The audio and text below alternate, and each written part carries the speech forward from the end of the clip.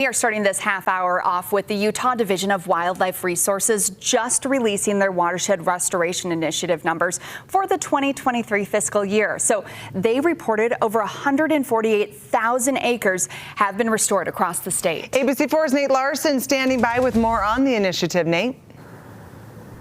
Yeah, so Courtney and Emily, pretty impressive to think about the number of acres that were impacted. The Utah Watershed Restoration Initiative completed 101 different projects across the state, and not only in areas next to Great Salt Lake, some of the wetlands here, but in areas with recent burn scars from wildfires as well.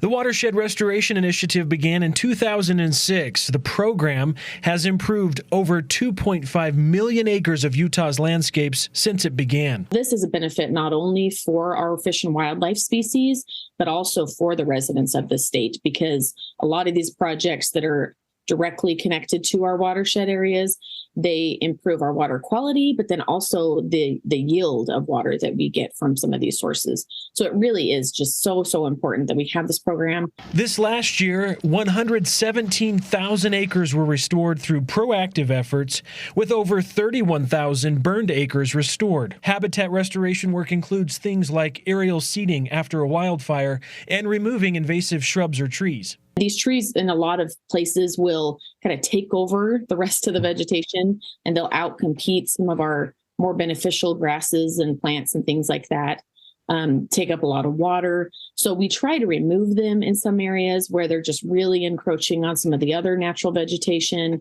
and we replace them by planting and reseeding those areas with native grasses and more beneficial plants and shrubs. Prescribed burns are also done to reduce fuels, and 262 miles of streams were improved, some using a process unique to our state. It's our beaver dam analogs.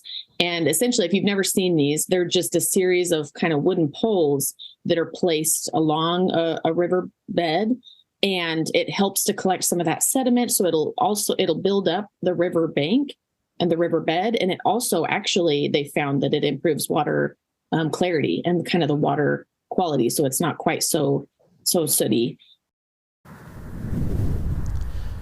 right, so Utah DWR also says that these restoration projects help the economy. This last fiscal year, some of the restoration projects added 644 jobs, they estimate, just in Utah alone.